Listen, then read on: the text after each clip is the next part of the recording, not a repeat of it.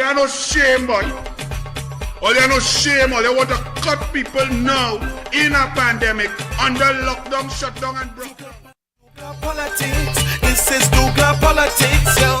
Douglas politics, listen Douglas politics, yeah. Douglas politics, this is Douglas politics, yeah. Douglas politics, this is Douglas politics. Douglas politics, this is Douglas politics, yo. Good evening and welcome to Douglas Politics. Listen very carefully. I want to say congratulations to all the children who fought through the stress, the parents with the SCA exam. Now, I don't know where the Guardian get it. Oh, smooth, SCA, smooth. Yes, Guardian. And the Minister Bundles. A historic day, says Minister Bundles. I wonder what bundles she had on when she said that. They probably pull it too tight. Because here, I must say that they acknowledging that the past academic year was not easy. To the thousands of school children, Gadsby Dolly's Minister Bundles said, "You are a cohort of students who have made it through our first ever virtual school year, and you are writing the SCA as an historic cohort of students. I'm so proud of you." That's really something to be historic about. Not actually who got online. Was it fair? Is it fair? Who going to fail? How many going to fail? How many hours were lost? You talking about some kind of historic thing, as if them children life could compare to the 20 years before, 40 years before, or 30 years after. Children are individuals. Each DNA strain is different and separate and apart. And each child's life and future earnings will be determined by your incompetence and your government's incompetence in handling the education system pre-COVID, during COVID, and oh God, we're still in COVID. I nearly thought we were in a country with a government who was intelligent like those other countries, playing Euro, football, Olympics coming in Tokyo, track and field Diamond League, basketball playoffs going on. Oh my goodness, I nearly thought we were in the real world, but we're not. We are in pandemic, like the pandemic taking a rest on we, like how Al-Rawi sit down in law school, the pandemic staying along on we. She continued, "Your big day is almost here. I'm so excited for you." Really? You're excited for them?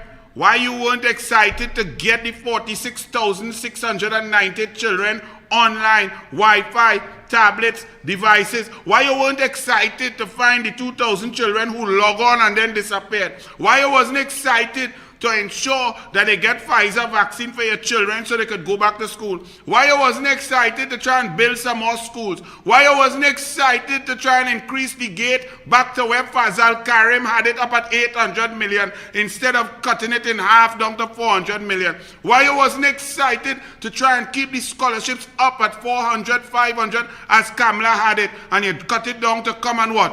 Who have bundles go get scholarship now? Bursary. You get a bundle of bursaries. That's what you're about? I ain't done with bundles yet, you know.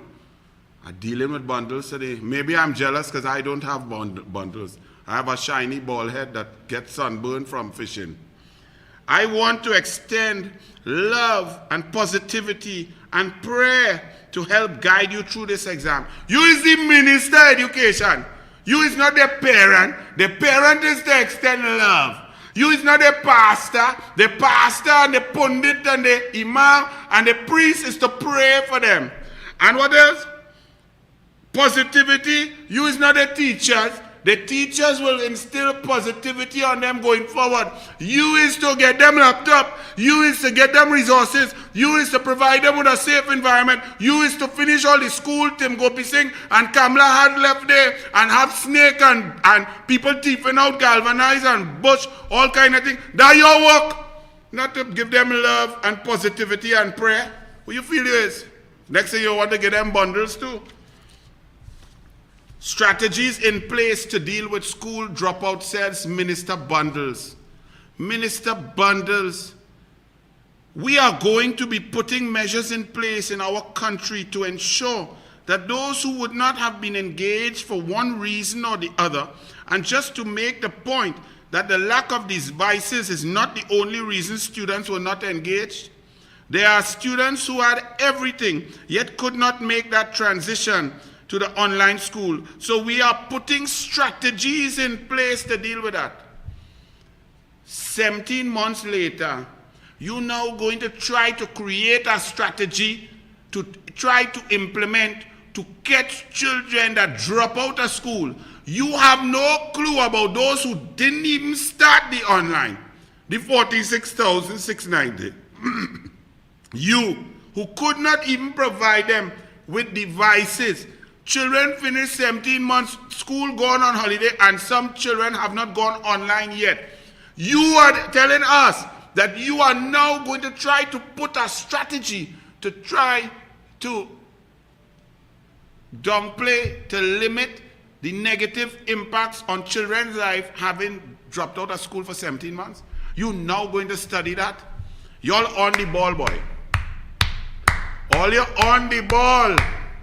Like Germany on the ball now that England knocked them out. They're not on no ball. You're on the ball, just like Terry Fennick on the... Oh, he's not on the ball either. Let me done with bundles, yes? Shake up on Deco board as chairman and 4 others resign. Every P&M board, but surprises make the papers, Guardian. The point says Port Development Corporation, Deco, has announced a major shake-up of its board members of directors. The board of directors' resignation of its chairman, Ian Atterley, Ibn DeLeon, some very serious patriots, some very serious people who know about procurement, lack of procurement, and so on. So I could tell all you, I go in and investigate this, because these men, we're going to NGC just now, these people coming off that board, it had thieving going on, something going on that them don't agree with, because them don't play. Them kind of people don't play. Oh Lord Archie, I don't know what to do with you. We only doing this thing a whole year now. I better get some bundles and put in your head, because maybe you will do a strategy, Archie, to not have your phone ring. Hines, audit finds Trinidad and Tobago's disaster response satisfactory. Right? Archie, you had a run back there. National Security Minister Fitzgerald Hines says Trinidad and Tobago's performance and capacities in disaster response have been deemed adequate based on the findings of an independent disaster management audit. So Talbot come to tell us, when it drizzle, we just flood out and nearly drown. When it drizzle, we just look, a little rain. Barbados, Grenada, and thing get full storm blow off. We just get rain, and not no heavy big bucket of drop rain that just bounce on your ball head and splash, you know. Just constant above drizzle, and look what happened. And this man saying, this man who over the last 6 years, the P&M has not even paid people for how many times people get flood out, 3, 4, 5, 6, 7 times. Anytime it rain, flood out, chaos, fridge, stove, TV, mash up. We had a time where men was taking the boat and saving people. They can't see ODPM, they can't see nothing, they can't see national security. The fire service didn't have nothing to get people out of Greenville. Talbot say, yeah man, somebody did an audit and they say that we are fine. We are a disaster in disaster management. Look at that. And we ain't getting no rain yet. And to the people of Barbados, Grenada, we wish you all well. But we know that you all are in good hands, because you all have an intelligent Barbados and Grenada, intelligent prime ministers. So that we saw roofs blowing off. We saw all kind of, the tropical storm moved a hurricane in Barbados, very hard hit. But we are saying that we are praying for you all. We don't know what help we could give, because we suffering under a hurricane, a pandemic, an earthquake called Rowley and the P&M. But we will try to at least send you some prayers. But we know you're all in good hands. And Talbot, you just look at how Grenada and Barbados handled their disaster, and you will see that we are not okay. Our disaster preparedness under the PNM in the last 6 years has been horrendous. And you even forget, you paid for newspaper articles to tell us what sort of, how the ODPM don't kick in until 6 days after. You say that the community must see about itself first. And when the communities, you remember your little flow chart you all paid advertisement for? Your little flow chart that said that the ODPM don't get involved because community see about yourself, and when they overwhelm, the corporations will have, and if the corporations don't have, then they move to this, and then the first responders come. This is Barbados. Thank the Lord we didn't get that, and I hope, and we sent our prayers out to the people of Barbados. We hope nobody was injured, hurt, or killed, but there was a lot of damage. But we are confident because Mia Moore Motley has shown as our Prime Minister, she knows how to handle things. That her disaster preparedness is fantastic. So I'm sure you all will get assistance. Back to Ethelbert. Ethelbert, thank the Lord them breeze didn't blow my way. Because you not even, the breeze don't even blow you into a press conference to talk about your own portfolio. The breeze don't even blow you up by an airport when the border's going to open. It had Rohan and Smallpin, the Minister of Energy, going to open my airport. What are they doing up there? They're looking for gas. They're drilling for oil in Piaco. What Smallpin going up there? Asha Javid had a flight to go out. Oh, no more Asha. No more Asha. Asha ain't gone. Gone good with Park. But boy, I ain't no lying and dealing with Asha Javid and thing, boy. Stuarty boy. Stuarty here looking so good, you know. NGC has some explaining to do. Peter Christopher, BG6, Business Guardian. Remember NGC make a loss for the second year running after 40-something years of only profit. But PNM come and it's loss after loss. They make $2.1 billion. Sorry, $4.2 billion. Then they went and do some fancy accounting and take out things and say, oh, should we make a small profit? That is the PNM way. But NGC has some explaining to do. Business Guardian, they classify those as exceptional charges. They are non-recurring. One is a $2.1 billion contract which they provided for. So one is a contract in which they provided $2.1 billion, which means that they expect the loss to be in the amount of the contract that became effective in 2020. So NGC PNM take out a contract to do something in 2020, and in 2020 them expect to lose $2.1 billion. I agree. All you have some explaining to do, Lucy. You need to do some explaining. We need some explanation. That is very good. Who signed that? Who's the bright spark? All you raise back Malcolm Jones from the dead and bring it in to negotiate that, or Conrad Enel. Who's your daddy, by the way? And is there any relationship between you and Philip Julian? We know who's Philip Julian daddy. Who's your daddy? You all look kind of similar, you know. Wade Mark asked Franklin Khan before he died about that situation, because we see like we're going a new generation of Julian boy. Julian from the 1968 come forward is Ken Julian Desire. Anything with energy, electricity, money, and gas, it have Ken Julian.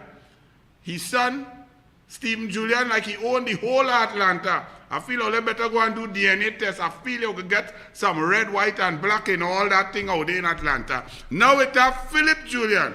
Rowley said they're going to report on hydrogen. A committee is coming to report. Them done announce and shake hand MOU with Philip Julian, Kenneth J, and them to do hydrogen. Rowley don't even know that the boys and them tell the truth before he come to lie. The man is pathological. So, Conrad, on top of explaining the $2.1 billion loss in a contract that was signed for some investment in the same 2020, and you lost the whole thing, explain that, and then explain who's your daddy for me too. Because I find it going on long, man. Tell me now, man. You look like Philip. He said, I think more should be said about this particular contract. Why is it considered a loss, and why is the loss so high? Ramlakan said, this is Prakash Ramlakan. So the NGC, more bacchanal, but while them losing money, when Kamla and the UNC leave NGC, 2015, 2016, NGC make $2 billion US profit. US, you know, multiply now by 7, some all your black market, multiply by 8, right? Rowley and Smallpin going to negotiate gas price in Houston. That $2 billion US gone down to 300 million. Then it gone into 100 million loss. Now it gone into 2.13 billion loss. Loss after loss after loss. But NGC making loss. But look what the PNM and Conrad Enel spending all your money on in a pandemic when you can't get a hamper. And when you line up a hamper, them they see the greedy in you. Forging future success from the strengths of our past.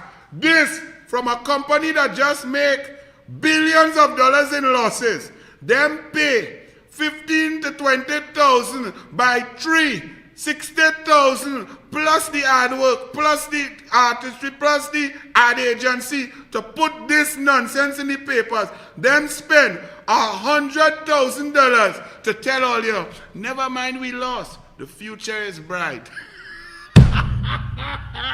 And I don't want to vote for the PNM. You know, them are no conscience, you know. Them really print this boy. And this is $100,000 in ads. And all your people cannot even get. Hey, all you get that ready for me, you know. They don't even want to buy or pay contractual allowances to nurses. They don't even want to pay shoe, all you feel and they lie, and uniform, shoe and uniform allowance to nurses who walk in, putting their life at risk, dealing with COVID-19, Brazilian variant, Delta variant on the way, people dead in, pressure. This government sent out a memo to tell nurses, not, hey, thanks for this 17 months of extra work, danger, putting your life at risk, putting your health at risk, putting your families at risk. We are going to send you all an extra $5,000 each per month that you worked hard. You know, a little bonus. You know, this memo, we are showing you that we care. We love and respect you. So every nurse will get a bonus of $5,000 for every month that they worked hard in this COVID pandemic, because the PNM shows they care and they love and they respect your effort. Let me read the memo. Oh, it's not that. It's not a bonus. We are not going to be able to pay. I can't read it. I just remembering it. Shoe. All you could put it bigger. All you put that far. All you want to feel like is a young boy. Right. Now put it in the middle. Let me read it properly. I wish to advise that due to authorities' current severe financial constraints as a result of the ongoing pandemic, the payment of uniform and shoe allowance to eligible employees, nursing and allied health manipulative, has been deferred until further notice. Employees will be advised of any further updates to this decision in due course. Salisha Baksh, Chief Executive Officer, Northwest. North what? Put it down a bit. No, I take it away. Pull it down a little bit. Yes. Down. That's up. Yes, I feel you is Davlin Thomas in here today, boy. Huh? Boy, actually, I don't know what's going on. Hospital Administrators Memorandum, Northwest Regional Health Authority. Take it down now. Y'all read that? In a pandemic, nurses and other health workers, the PNM tell them, we know you have a contract for shoe and uniform, you know, but we ain't have no money. But we could spend $100,000 on a ridiculous dotish ad to tell we about the future bright while we making loss. $100,000. How much shoe and uniform that would I buy? Eh? How much? Brilliant. That's all I have to say. We're moving right along. Keith Christopher Rowley says, get real, Kamala. As he blasts the opposition leader behavior on the Tobago bills. You all like to put this word blast like Rowley's blast. Who the hell care about Rowley? Who Rowley could blast? Rowley can't even blast Julie Raymond again because the COVID-19 has given you erectile dysfunction. All you come to tell me about he blast? Who Rowley could blast? Rowley not shooting. The blanks is shooting. The man come with a flop bill from Tobago, cheat in the parliament, play the fool, break the rules, and come to tell about Kamala? Leave Kamala alone. Get real, Kamala. Express still trying to put, but this is the front page, eh? Get real, Kamala Express. But inside, on page 3, 11th cop, meaning police officer, dies from COVID-19. Right? But all you had time to put flipping Rowley on our front page. People fed up at he. Even PNM people realize he's a total clown. And all you're still trying to make we feel the whole CARICOM know he's a good. They get rid of he. Biden don't take he on. Nobody ain't taking he on. But all you're still trying to put he on we. 11th police officer. Take Rowley thing, eh? Dead of COVID. And that's what all they're talking. Why all they didn't ask him, but are they buying more equipment, PPEs, equipment for the officers who are out there more at risk, those who are dealing with COVID-19 patients and so on, the officers in the jail, in the prisons and so on. Are you all talking any of that? Then the Newsday ball, tit for tat over Tobago. Really? Tit for tat? The government, the PNM government that has 2 seats in Tobago and 2 representatives that has called an election in January and lost as a 6-all, but spending money in Tobago as normal, come with a bill, watered down, that does nothing for Tobago, disrespects Tobago, disrespects the will of Tobago. The clown who is the Prime Minister, like the boast that he was he from Mason Hall. Well, Mason Hall and all don't want to see he. And then you all come to say tit for tat. When he breaches every rule and agreement in Parliament, that is what it's called, tit for tat, or the government is playing games with serious business.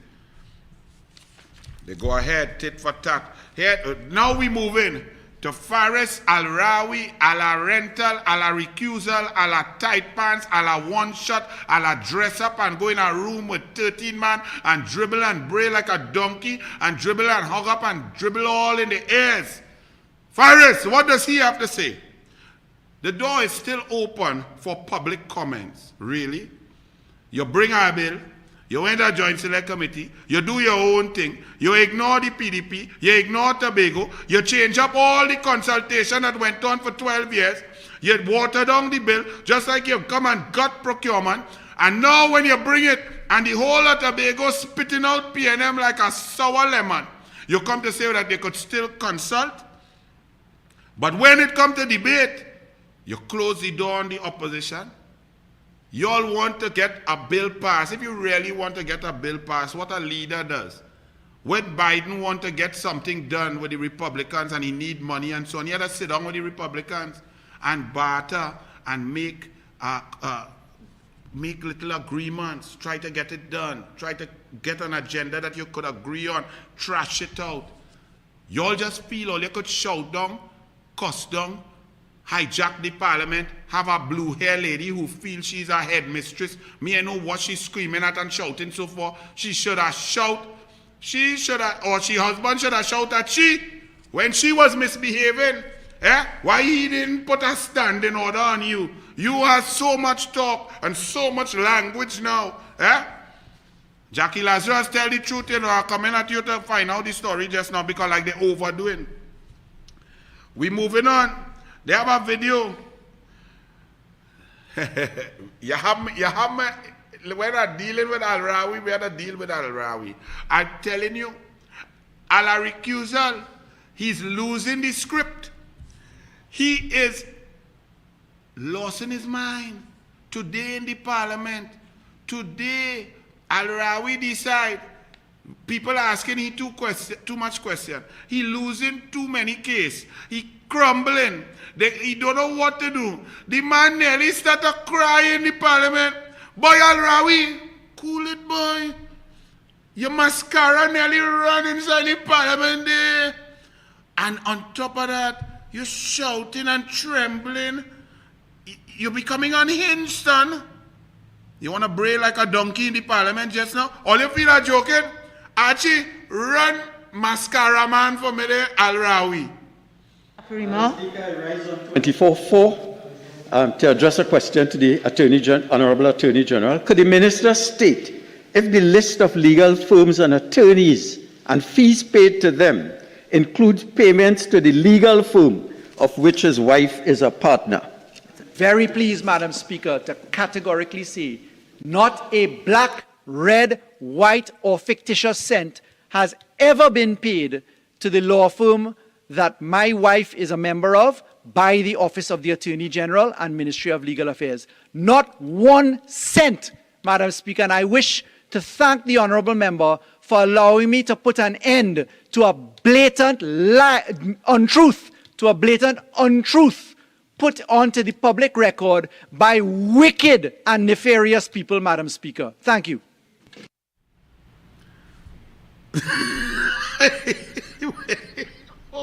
All you hold up. Now we're going to look at that again. And I just want to be clear and let you all know the facts of the situation. The Attorney General is the legal advisor, legal representative of the Cabinet of the Government of Trinidad and Tobago. The Attorney General advises the Cabinet on all matters of governance, in charge of everything under the umbrella. There are some briefs that are given from the Office of the Attorney General. There are other briefs that are given from every single ministry may have a legal matter that they have to attend to.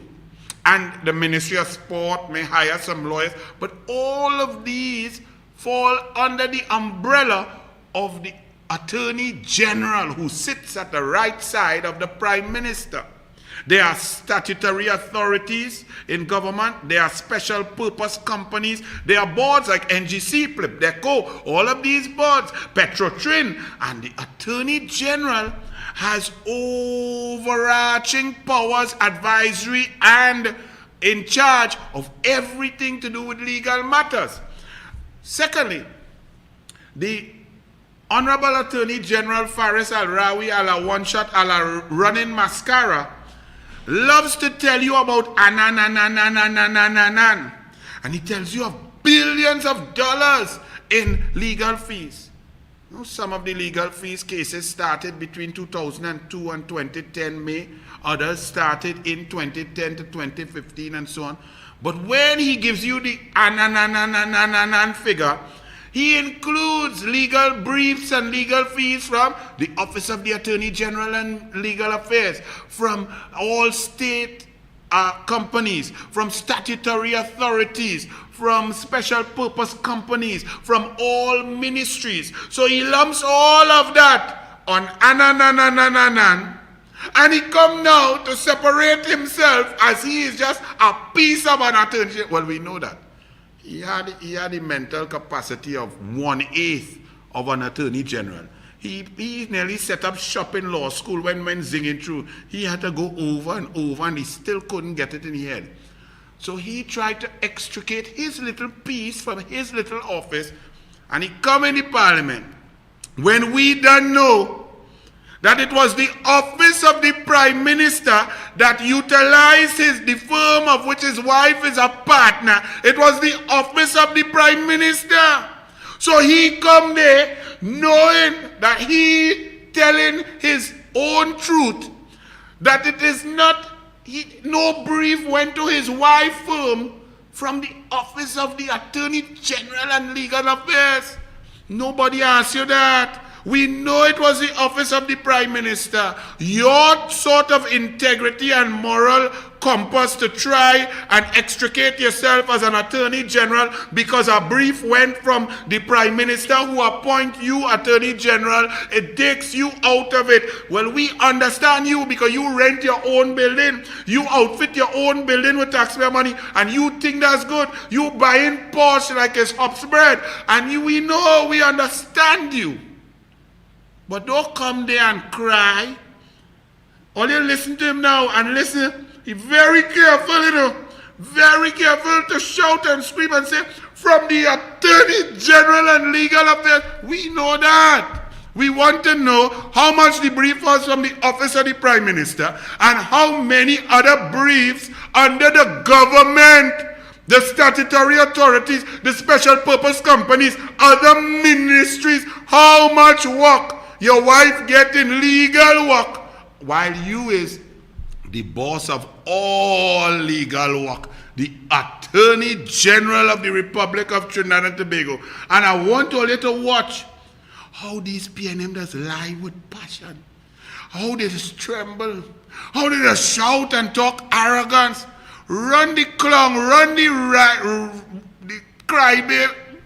Not a black, red, white, or fictitious cent has ever been paid to the law firm that my wife is a member of by the Office of the Attorney General and Ministry of Legal Affairs. Not 1 cent, Madam Speaker, and I wish to thank the Honourable Member for allowing me to put an end to a blatant untruth,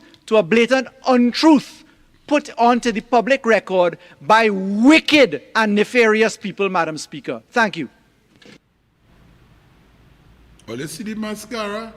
It is running in the corner. You put an end to the blatant lie, the untruth. Yeah. Tell me how much the brief is that your wife company, your wife law firm get from the OPM, from the Office of the Prime Minister. And did she get any other briefs from any other government department, ministry, statutory authority, or special purpose company? Your crybaby mascara wearing, makeup wearing, tight shirt wearing, running a room with 13 men and enjoy yourself. You're like you're jealous of Stuarty because Stuarty have that dancer boy bareback who want to make his wife. All you're getting jealous in the PNM. All you behave all yourself. You're becoming unhinged. I ain't know what else to say. Let me go back to Tobago because it's very important. I'm going to read from some stakeholders in Tobago because Rowley's trying to tit for tat and the UNC and Kamla, and why Kamla talking on Tobago because the UNC don't put candidate there because the UNC and Kamla respects Tobago. Kamla Persad-Bissessar as Prime Minister never put the Chief Secretary of Tobago to sit down on the floor while she up on her stage talking. Kamla Persad-Bissessar never had ministers running all over the Chief Secretary portfolio, giving away land and negotiating hotel to be built in Tobago without the Chief Secretary heading it up in front. When it was MIC centers with David Lee and Fazal Karim, when it was a gas station with Kevin Ramnarayan, when it was Wassa with Ganga Singh, when it was Dwight York Stadium with me, it always had Chief Secretary and the Secretaries of Sport or Health or Education always involved with total respect. So don't play the game, Rowley. You have walked all over the people of Tobago, but the people of Tobago have seen it, have read it. Kevon McKenna, Marketing and Events Consultant from Tobago. I am also concerned that on one end, we rejected a far superior Tobago self-government bill in 2013 to then turn around to now face a bill that promises much less. Dr. Denise Sawyerfat Angus, a PNM in Tobago, a PNM lady. Okay. The only way we can reasonably have a chance at getting autonomy is when Tobagonians cock their party hats to one side.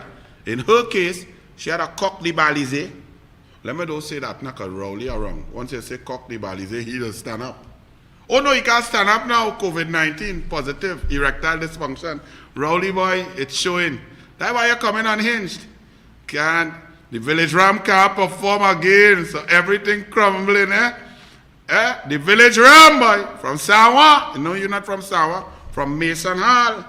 The only way we can reasonably have a chance at getting autonomy is when Tobagonians cock their party hats to one side and come to the table as Tobagonians, united around a position. At this point in time, the Assembly's approach to both governments has been met with serious changes. That is Dr. Denise Sawyerford Angus, a PNM Tobagonian. Pamela Nicholson, now Tobagonian, former member of Parliament for Tobago West, says, I was alarmed. This is what Newsday, Judy Raymond, who come in unhinged too, because she again, she water in the garden and water. So she started write tit for tat. Pamela Nicholson, former member of Parliament for Tobago West, says, I was alarmed at the Speaker. She behaves as if the House is a one-sided affair. She is chairman of both sides. I do not appreciate the unbalanced, biased approach of the Speaker of the House. Now, you would see what Kamala Persad-Bissessar had to say, because in the Parliament they tried to thwart the voice of the opposition. And when she spoke about the bill, I agree with what she did. Archie, run Kamala Persad-Bissessar.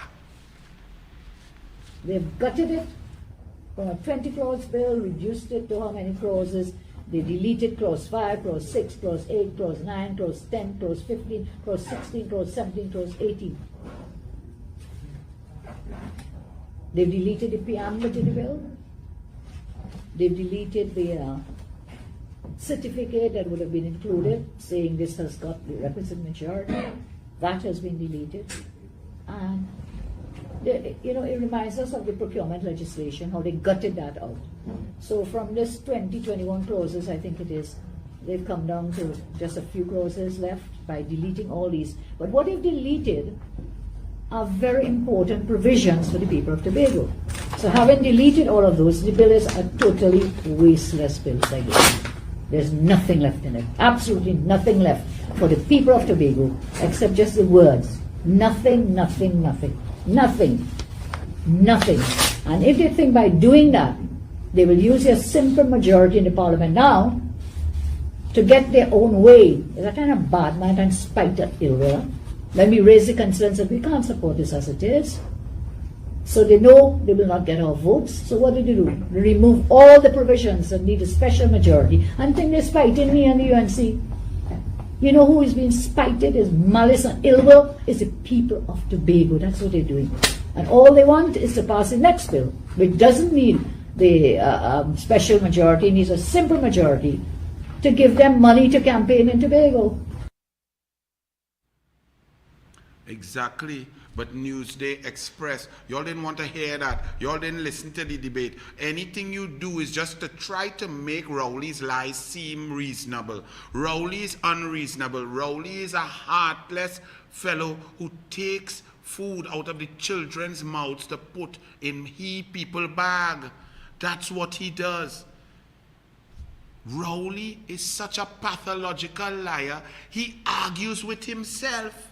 Rowley will have a stated position, put it down strong, lay down his bucket, and then later on, a few years later, take the exact position, pick up the bucket and empty it. All you feel is joke are making. Archie run Rowley versus Rowley. I could speak about one of them who over and over tells the country at press conferences every 2 or 3 days that they will support nothing that the government brings to the Parliament because they have some kind of grouse. Take an oath of office to look after the people's interests without fear or favor, malice or ill will, but going out there and telling the media every Monday morning they will support nothing that the government brings here. And that is true. We will not cooperate with the government of Trinidad and Tobago on any matter. We will isolate them for as long as they're in office until they leave office. The following bills came to this House. and the position of the UNC as the country's opposition, where these bills are required to be put into law for the good order and the interest and the benefit of the people of Trinidad and Tobago, wouldn't support it. Most. But because of the responsibility I have accepted, my job is to annoy the Prime Minister.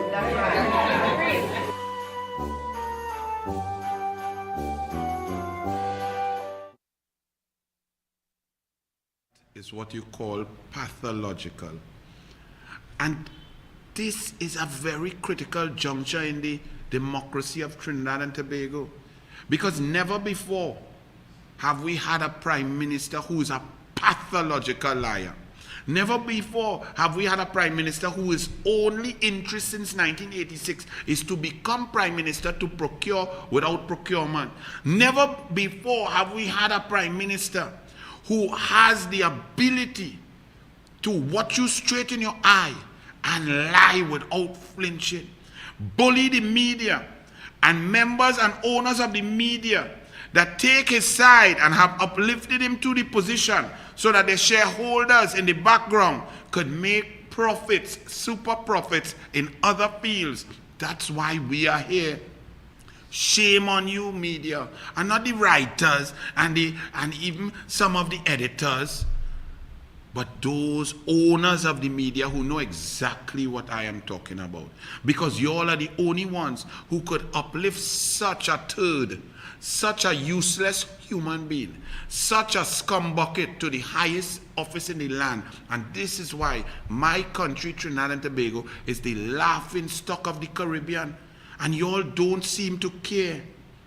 We should be the leaders. We should be donating vaccines. We should be donating doctors, healthcare, oxygen, ICU beds, ventilators. We should be taking care of our neighbors. They are surpassing us. They are taking care of us and donating vaccines to us. They are ahead of us. Their death rates are low. Their economies are running. We are starving. Their hampers are better than us. Their sports teams are doing better than us. Their athletes, their economy, their artists are making money. Everything in their islands are going better than us. We are now the pariah of the Caribbean because of that clown that is our Prime Minister, that pathological liar. But you have a parliament now that is being run worse than ever before. There have been PNM speakers before, Barry Sinanan, Oka Paul, many others, all who did a good job, a fair job. Yes, they PNM, but they still handle the dignity and fairness of the parliament. Like the great Hector McLean, who said, listen, the opposition must have its say, because the government will have its way.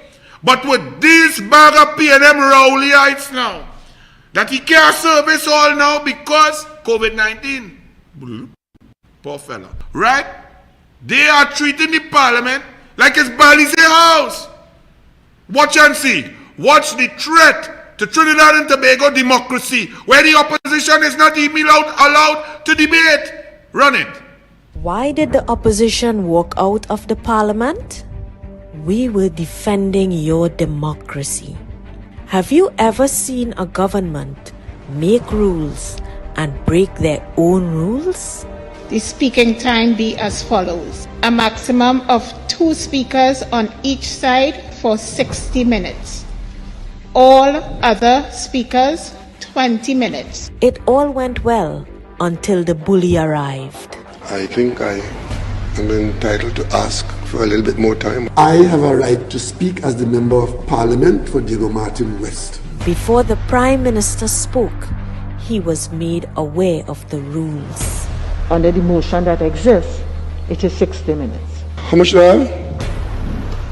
60 minutes. And after I use my hour, which I earned by being the Member of Parliament for Diego Martin West, 60 minutes have now been spent. Just like his management of everything else, he couldn't manage his own time.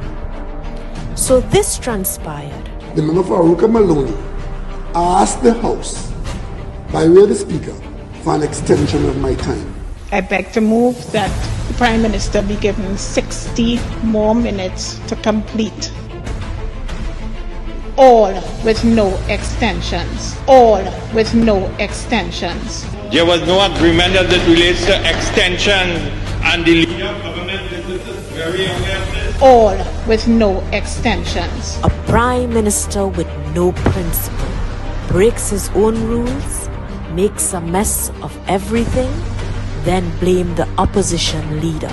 So I don't know why the opposition leaders. And of course, tell you the citizens polished untruths. Trinidad and Tobago, your democracy is at risk. And it continues, it does not end there, because today in the parliament, again, the Honorable Attorney General, the mascara man, the makeup man, the crybaby, the come unhinged, the shout and tremble, the one who tried to, oh my God, I didn't give my wife any brief. We didn't ask you. We want to know, we know who you get the brief. That's why you had to change Pampers down in the constituency office. You get she your whole brief. We're not talking about the office of the Attorney General and Legal Affairs. We are talking about the government, the office of the Prime Minister. Did they give your wife's firm or the firm that your wife is a partner a brief? We want to know about that. Don't come there and shout and tremble and cry. But when they come to make a ministerial statement and talking in the parliament, and the opposition says, but what form is this? Is this a motion of privilege? What is this according to the standing orders? They just come and use the parliament like a soapbox, talking like it's out on in Green Corner or down in San Fernando or in Grande on a soapbox with Balize all in it, disrespecting the parliament, and they are allowed so to do. But now, when the opposition says, but stick to the rules of the game, stick to the principles and the standing orders, elected members of parliament, some with 8,000 votes, some with 11,000 votes from citizens, are thrown out and discarded from doing their job by a blue-haired lady. All you feel is joke? Look what happened today. Speaker, on a point of order, Madam Speaker. Member, Since 24, Madam 24, it's one question. What? Can you sit down, please? Can you sit down, please? Member, I have asked you on 2 occasions to sit down. I'm not recognizing you. And if you persist, I now ask you to leave. I ask you to leave for the rest of the day.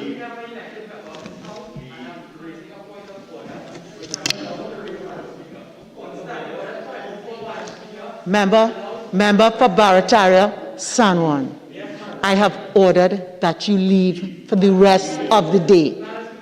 Marshal, please.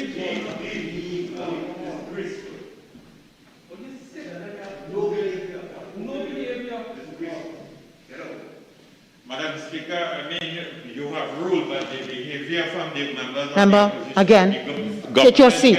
Take your seat, please. What is the insulting language from members of, you have ruled and we respect that, but the government members are using insulting language here. Member for Curaçao, I ask you to stand up and withdraw your outburst. I didn't hear you clearly, Madam Speaker. And I'm not going to ask you again. All right? I now ask you to leave the chamber.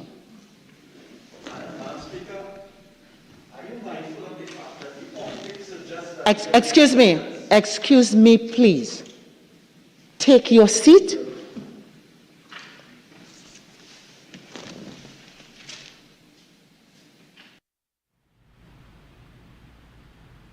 This from a government with a slim majority, with an EBC that is run by the niece of a former sitting minister of the PNM. That in 7 marginals, the numbers come up 9,450. When Mascara Man was seen going by the EBC office and said, "I not me," with over 37 queries, with the Prime Minister lying about Commonwealth observers. That is the actions of a speaker, not elected, appointed by the government. Throwing out opposition members of parliament duly elected by the people. That's like discarding people. Discarding the human beings who did not vote for the government. Discarding the democracy in an arrogant manner while allowing the government to break every rule, every standing order of the parliament. That is your democracy. That is where we reach. So now you know why members of the Plebdeco board resign. Now, will they have the testicular fortitude to say why? When there's PNM, they'll stay quiet. While that is going on, you have the PNM taking away everything from the people, weaning the people of their own taxpayers' dollars. You have children taking an SCA exam, many of them had no device. Some children who were given devices by the PNM government were instructed by their teachers and principals to return the device before they left for summer holiday. What is their status? What extra lessons, what extra work, what extra stimulation of their mind could go on in this 2.5 months? Why do they have to give it back? For whom? They cut your school feeding. They cut your sports budget down to shoestring budget. They cut PAN, they cut culture, they cut gate, they cut scholarships, they cut everything for people. They cut children life fund. Children are dying because parents can't do enough curricula or barbecue to raise money for them to get life-saving surgery.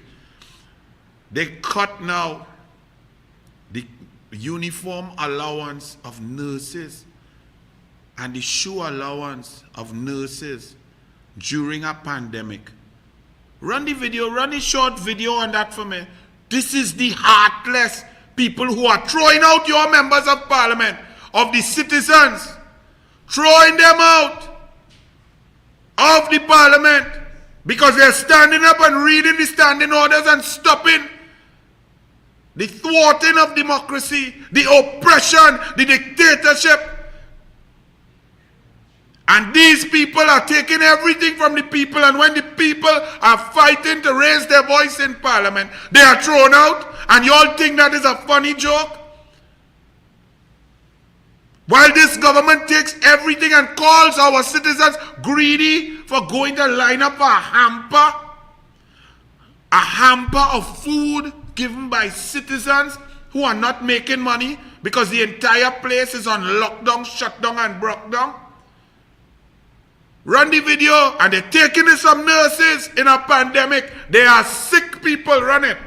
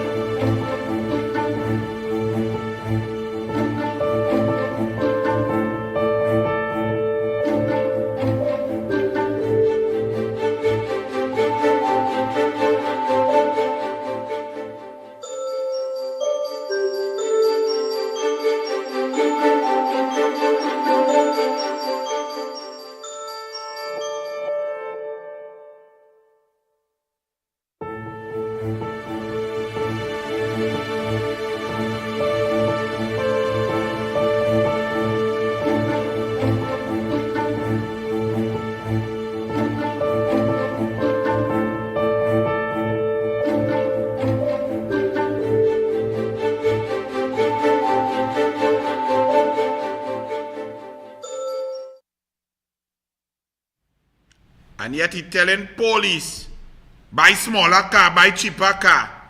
So policeman, big strong policeman with bulletproof vest, and they gotta go in a car. And when bandit run in, check them. Oh God, help me, help me, help. Them stick inside the car. That was only one. For police with all them that weaponry to fit and choke up in a car to do what? But they all say, oh God, If you ain't buy calm, this is about the third kind 5 years. Where he living? He living up Mount Everest. He can't get so much licks. Between he and Mascara, man, that is 6 car, you know. In 6 years, a car a year, boy. All the real good. But nurse can't get shoe and uniform to help we live in a pandemic. All you really want to go and vote again? Where my boy? All you have, my boy? Where you is? And while they're doing that, while they're cutting nurses' shoe allowance and uniform allowance, let me read something for you all. UDCOT is advertising a design, build, finance, restoration of the former Ministry of Community Development. So they had no money to pay nurses for the shoe allowance and the uniform. But Noel Garcia, remember Noel Garcia, the man that Rowley have spending money, he building all the house in Trinidad. He building airport, he building port, he building fire station, police station, community center, sports stadium, health center. Noel Garcia refurbishing Red House, refurbishing Rowley House in Tobago, refurbish President's House, all of the restoration. One man, Noel Garcia of Las Alturas Commission of Inquiry, Rowley K-Pax, that I tell you, I see him coming out of Massey store in Alice Glen with one big bag. And I swear my eyes still good. I see Rowley name mark on the bag.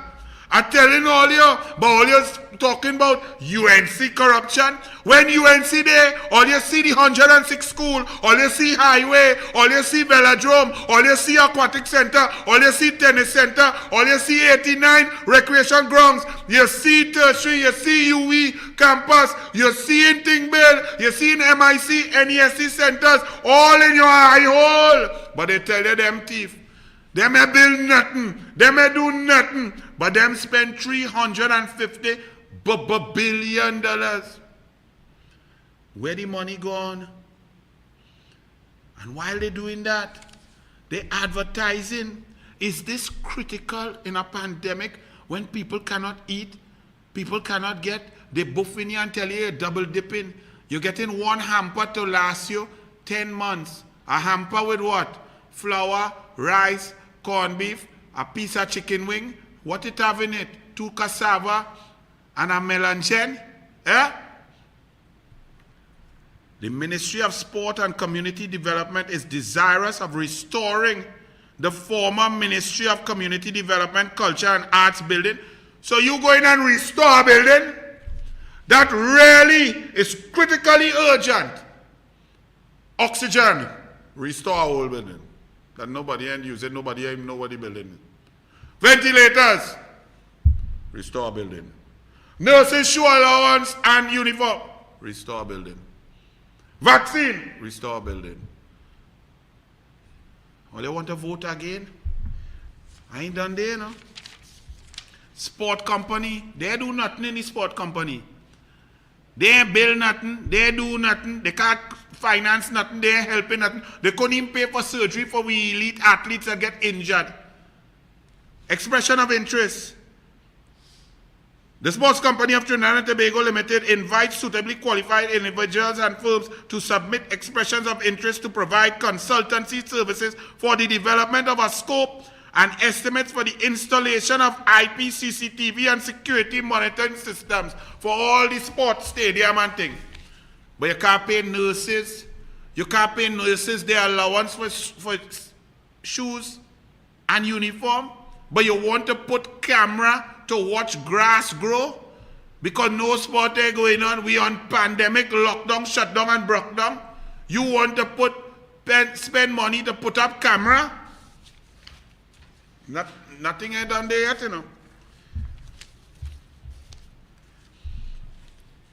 Public consultation. Line up my video there. I try to tell all you. Because at Laventille, I know all you going to never vote for Anil and the UNC and thing. All your PNM can do all your anything.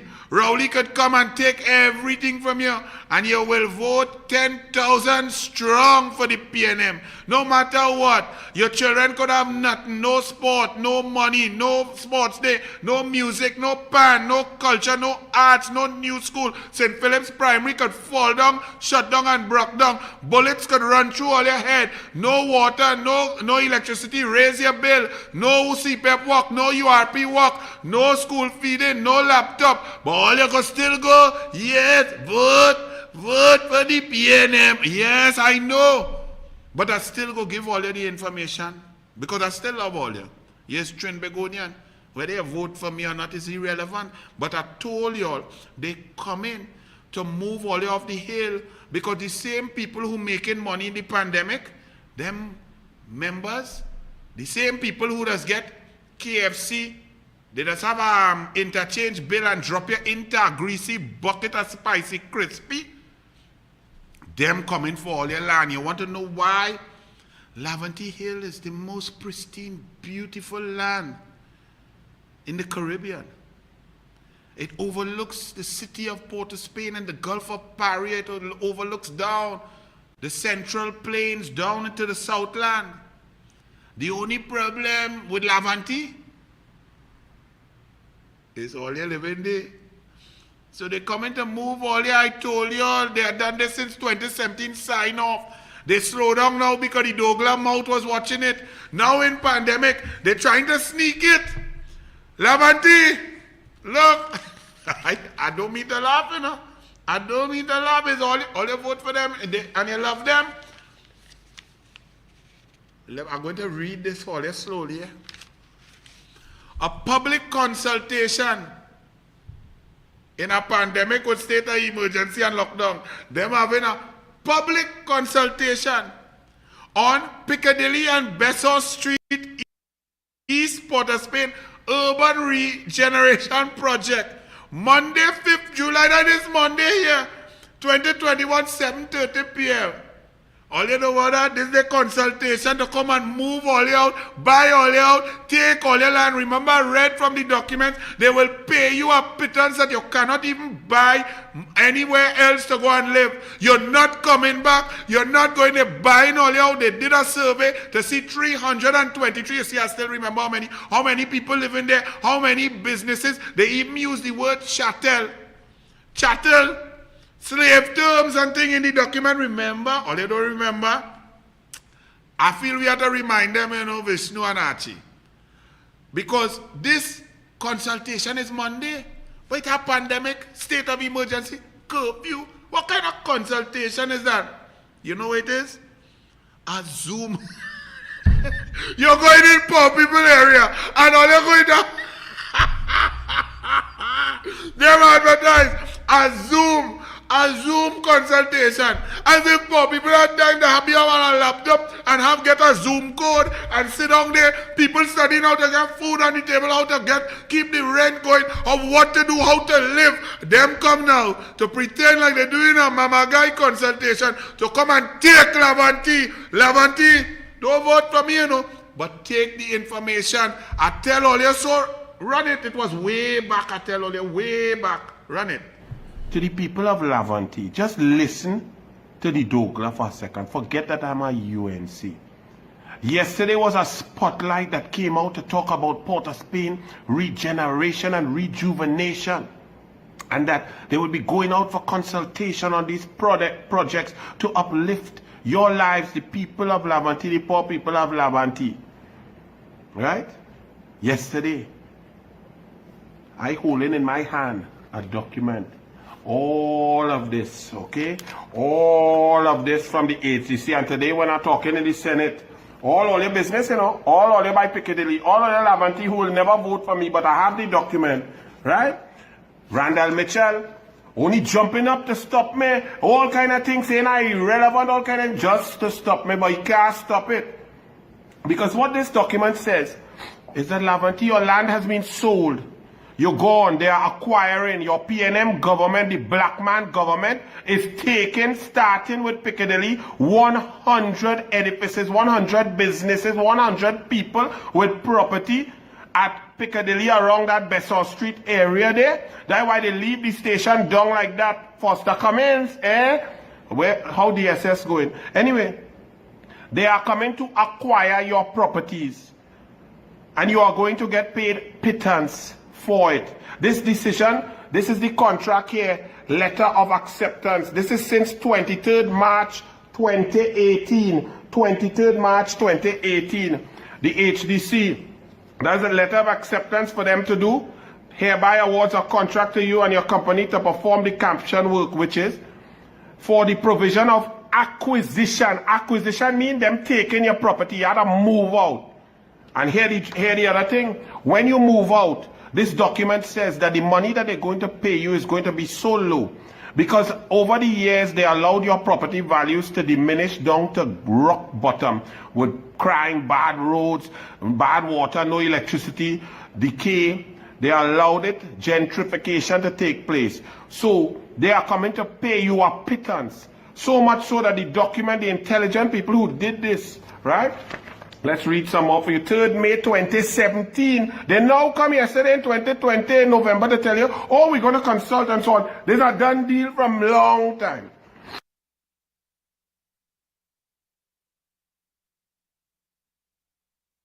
Read for you. Public consultation on Piccadilly and Besson Streets, East Port of Spain Urban Regeneration Project.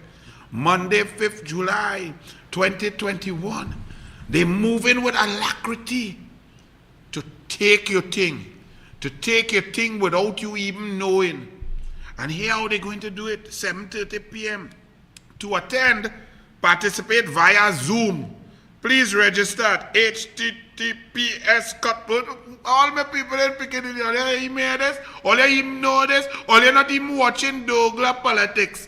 All you have no time for that. All you're hustling to try and get food on the table. But them hustling to come and take your Laventille. And once they take peace, it goes spread like COVID-19 all across the hill. The hills are alive and they eye on it from the long time. All you know the calypsos.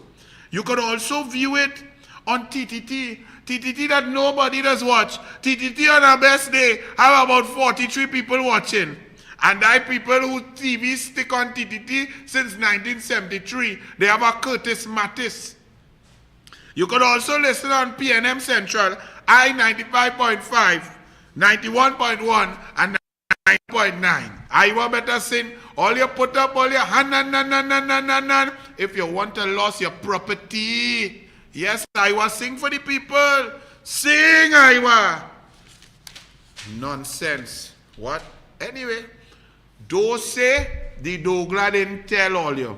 All you do with it as you want. All you take your PNM.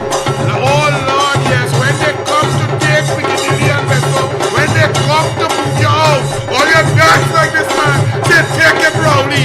Come Noel. Yes, Noel Garcia. Oh God, take me house. Oh Lord, take me walk. Oh Lord, take me property. Take my business and leave me poverty. Yes, boys, poverty.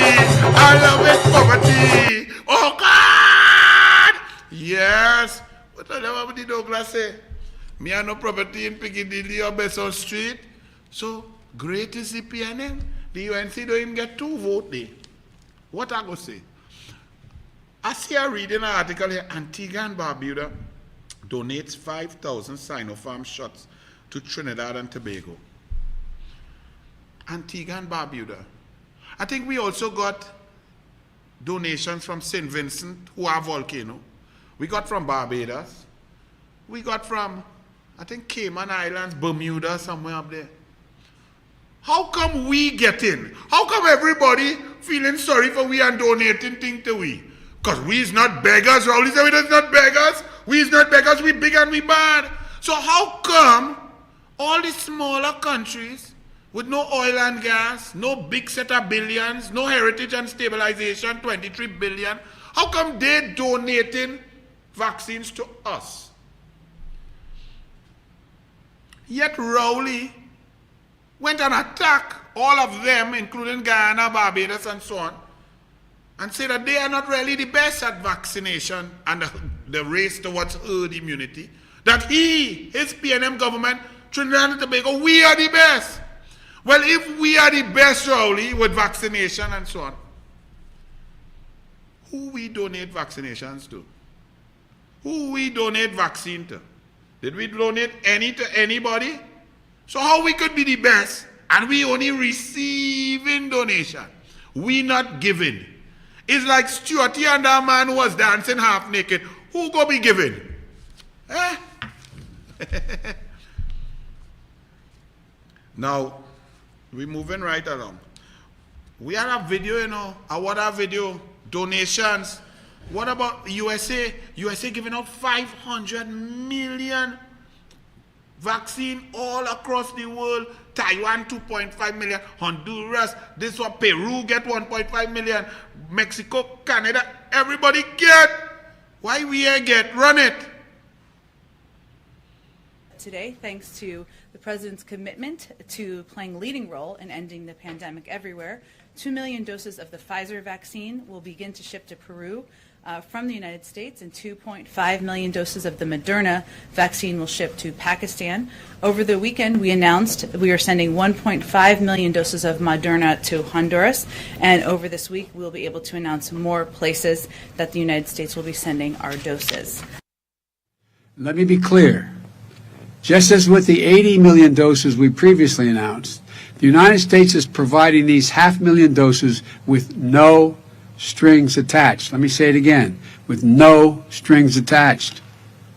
Our vaccine donations don't include pressure for favors or potential concessions. We're doing this to save lives, to end this pandemic. That's it, period. Mondello, Ambassador, welcome to the show. Hi, thank you for having me. Good to see you once again back here on Long Island. So I guess to start off here, tell us about what it was like on those Twin Islands serving as the ambassador. What is the role? What was the situation there on the ground? Well, first of all, let me tell you, the weather there is beautiful. And it always is between, I would say, 80 and 90 degrees. And it's a very enjoyable place to be. The government, however, I'll get right to the point, is definitely not looking at the United States the way they should. And I have to say it, I have to be completely blunt about it, because they had, in fact, their prime minister, his name is Keith Rowley, although a nice gentleman, made a statement to the paper that the United States was Trinidad's partner of the past. The United States was Trinidad's partner of the past.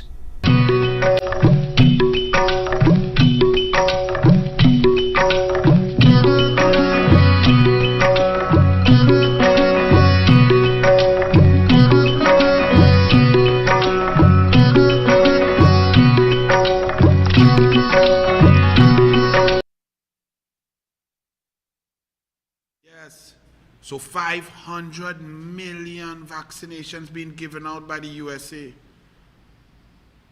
Amory Brown said Keith Christopher Rowley's in constant contact with President Biden and Kamala Harris and other Congress people. And he's leading the charge. Well, you see what's happened when Rowley lead a charge? Your phone battery is dead.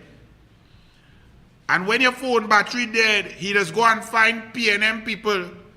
Who's the lady on a PNM ERHA, a PNM Trinidad and Tobago Bureau of Standards Board, working salary for the PNM in the health system, and on the NIPDEC board? Who is that lady? Push she up, man. Let me see. Yes, man. Dr. Miriam Abdul Richards. Dr. Richards, I find you talking a lot, you know. You didn't tell me yet how much money the PNM is paying. What is your stipend for the NIPDEC board? What's your stipend for the ECRHA board? What's your stipend for the Trinidad and Tobago Bureau of Standards board? And what is your pay that them just pay you? All of that from PNM? And you know, in line with the new PNM senator? But let me deal with Abdul Richards now, because I have some questions for you. Because you are portraying yourself like some sort of expert. You come out to take over, all right. I am mine. But since you reach, you're not making sense, and that's bothering me. So Abdul Richards, this lady here, Dr. Abdul Richards says, very ill COVID patients still being admitted to the ICU and the HDU. While there has been a general decline in hospital capacity in the parallel healthcare system, capacity in the intensive care unit and high dependency unit continues to be high. Parallel healthcare system down to 51% occupancy, says Dr. Abdul Richards. So Dr. Abdul Richards is trying to tell me and you, the citizens, that COVID-19 Brazilian variant is being suppressed and we are going well because the hospital occupancy is down. It's not as high as it was at 75%. It's down at 51%. But within those statistics, she's saying the HDU, not HDC, like what they're going to kick all you out of Laventille, take your hill there, and all you can't come back when they build up them Victoria Keys kind of thing. Anyway, the HDU and the ICU, which is where dead-in does take place, that is where we just go to dead. That's still high, but she come to tell me good news, blowing smoke up we K-Packs. But, Dr. Abdul Richards, I need you to answer this. Because I have good information, and it was just confirmed by Stephen Rees when he interviewed this morning Dr. Anand Chattergoon. Because I had spoken to 4 separate private doctors, and their recommendation to people was to try their best not to go into Dr. Abdul and them thing, into Convent Girl and them. Not Convent Girl car, no, he car nice, 800,000, that's sweet. Now don't take your nurse shoe and your uniform and go in his car, he go throw you out. Not his thing. The hospital system, that doctors are advising people, it's better to fight it at home, because when you go inside there, the system is so bad, it's so rotten, it's so poorly managed by Davlin Thomas, Convent Girl, and they're not listening to the specialist doctors, and they're lying on Dr. Don Martin, that people are fighting up to stay home. And therefore, that explains the drop in the occupancy, Dr. Miriam Abdul Richards. What about that? You didn't tell us about that. Run the video, let me hear Dr. Anand Chattergoon. If you've got COVID, do 3 things. 1, buy yourself a pulse oximeter. It's only about $100 to $150. A pulse oximeter will tell you what's taking place with your oxygen. Stay at home. Do not rush to the hospitals, please, because we know for a fact that you are not going to get the kind of treatment you expect in the hospitals. And the fact of the matter is, if you do not get the best treatment, if you don't get the optimal treatment, if you don't have people who know what they are doing, you can definitely die. And therefore, stay at home. There's no bed more comfortable than your bed at home. Number 2, there's no greater setting to be in when you are ill than in a setting with your own family and your loved ones. And number 3, when you're at home, there's no better food than home-cooked food. And if there's one message today to tell people, Steph, is if you get the COVID, please, I know you are scared, I know you're worried, contact your private physician. Everybody has a family doctor in this country. We're a small country. Your family physician, please do not rush to the hospitals. Stay at home. You're welcome to call me at 773-7838, and you're welcome to call me or your family physician, and opt in the first instance to be treated at home. Steph, I have been managing many patients at home with COVID. Okay. They call me, I guide them, yes. And touch wood, I can tell you, so far, none of them has died. And I'm not the only doctor doing it. Many doctors are doing it. I can tell you for a fact, Steph, doctors who have their own family, their own loved ones with COVID, they are treating them at home. Because we now know this treatment, this disease can be treated, you can be treated at home, number 1. But more than that, we know that if you go to these medical institutions, you are not guaranteed good treatment, and you're not guaranteed to come out alive. Let me hand over back to you. Over to you, Dr. Miriam Abdul Richards. You're telling me that the occupancy is down. Never mind, I seen since the government convent girl spike with vaccination of the elderly, the super spreader event, that our cases have just gone up. We're still at 28% of all people being tested positive. We still having 230, 260, 200, and 5 deaths, 10 deaths, 17 deaths. But you have come to tell us that occupancy is down.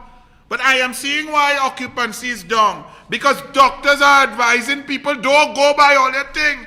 Because the system seems to be killing people. Because we have the highest death rate. I have been here saying, how come my people dead in so? Other countries are going to hospital and you eventually come out. Once we go HDU and ICU, then it's casket. And I can't understand that. But I now do. But Dr. Richards, you didn't stop there. You're talking big. Because you're an expert, must be. Dr. Abdul Richards, this lady here, says, no Delta variant found in Trinidad and Tobago. Okay. So I am saying great. Fantastic.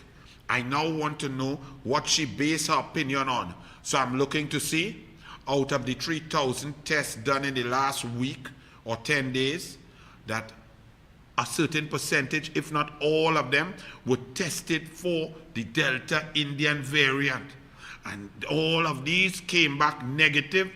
Right? But I also know that we don't have the capacity, because remember with the Brazilian variant, they was telling me they're doing random sampling. Remember that stupidity? So I was even waiting to hear, well, they did some random sampling, and out of the 3,000 tests, say, they randomly sampled 10%, 300, and all 300 showed no Delta variant. So I'm reading to see Dr. Richards tell me that. Here, Dr. Richards. Speaking during the Ministry of Health virtual media briefing, she said symptoms were the same and so on. Abdul Richards added, at this point in time, there are no confirmed cases of Delta variant in Trinidad and Tobago. Addressing confirmed concerns at the Sinopharm, she gone to her next topic, you know. She just state that categorically for all you, and all you want me take this kind of thing serious. Something so critical, something so serious, not an iota of scientific testing evidence, just a statement from she, and that is it. But then I go now and I look, PAHO director, Delta variant in the Caribbean.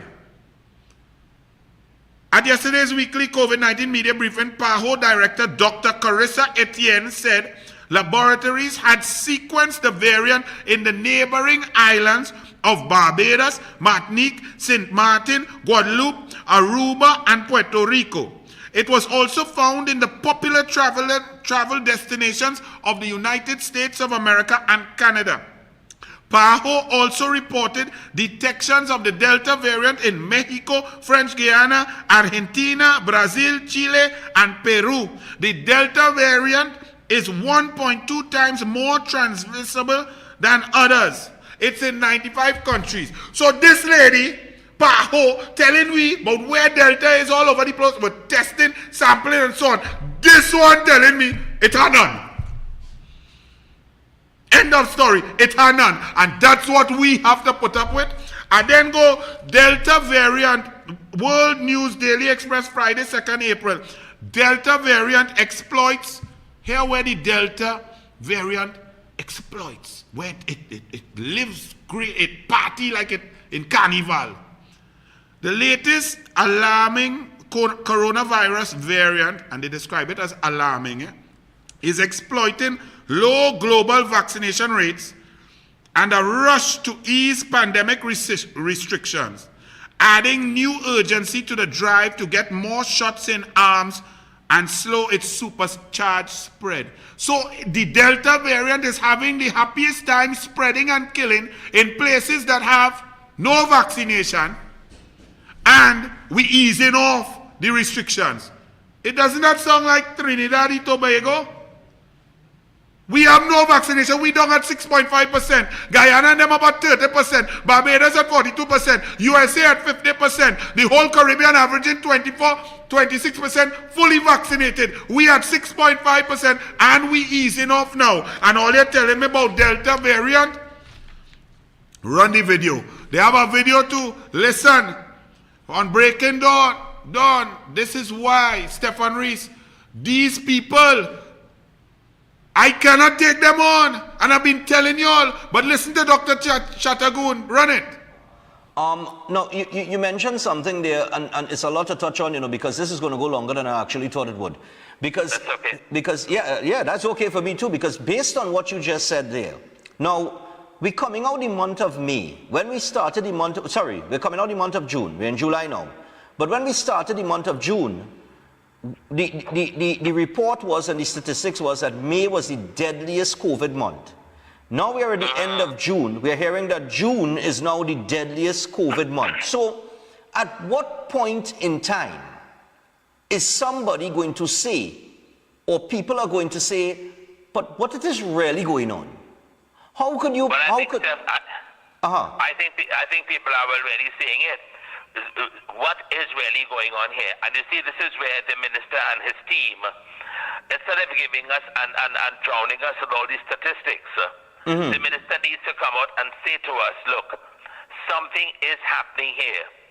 A lot, and I'll tell you something, Steph, what the minister and his team are telling us, and I want to say just one word on that. I'm not really blaming the minister and his team. You know why, Steph? I just want to say one thing on that. I think what the minister has done an injustice to his team of doctors. What he has done really is to present them to be what they really are not. Right? They are not experts in COVID. There's nobody who's an expert in COVID because we're now learning about it. And Roshan Parasham and Marian Abdul Richards and Michelle, they are not experts. But in fairness to them, they have never said that they are. Okay. They have never said that. They have never claimed to be experts. But the minister has done that. He is the one who has embarrassed them. And I think if you speak to them on a one-to-one basis, they will tell you, look, we are not really experts. We are now learning about this thing just like you. And therefore, we too are perplexed. We too are worried how this thing is still spreading. Right. And the Delta variant was announced, and we told you here on Douglas Politics in Brazil, then it was in Venezuela, and we have porous borders, just like the Brazilian variant came in. But now we have the lowest vaccination rate, 6.5% fully vaccinated people. That is tremendously low on the global scale. And now we are relaxing and opening borders too. So we have porous borders, and now we're going on open borders because the Yankee and them tell we cannot continue with this exemption policy because it's anti-competitive. Even the Newsday, Judy Raymond, even she finds it very frightening because the editorial says, in today's editorial, it is ironic that the borders were closed at such short notice in the absence of a declared state of emergency, whereas now, in the middle of such an emergency, time has been given for people to prepare. There is now greater appreciation of the human cost of depriving citizens a chance to come home. The Newsday now understand the exemption policy was oppressive 17 months after people have been oppressed. It is also clear the state has struggled to manage effectively its own exemption process, placing many thousands of applications in the hands of a cabinet minister, Smallpin, and facing allegations of favoritism, called Jelani. In sharp contrast, other countries have tailored their border management policy in order not to trammel what they see as fundamental rights. For example, every citizen of Jamaica has a right to enter Jamaica. Every citizen of Canada has a right. You all now write that? You now know the truth. You didn't know the truth because it had election and now all of a sudden now they know the truth. And beware when Abdul Richard saying Delta variant not here. We know it in Brazil. We know it in Venezuela. We know we have porous borders. Venezuela COVID-19 death toll reaches 3,101. Is that where y'all want us to reach? We done coming close to 1,000. Don't go anywhere. Listen to me. I telling all you, and I'm fed up hearing it.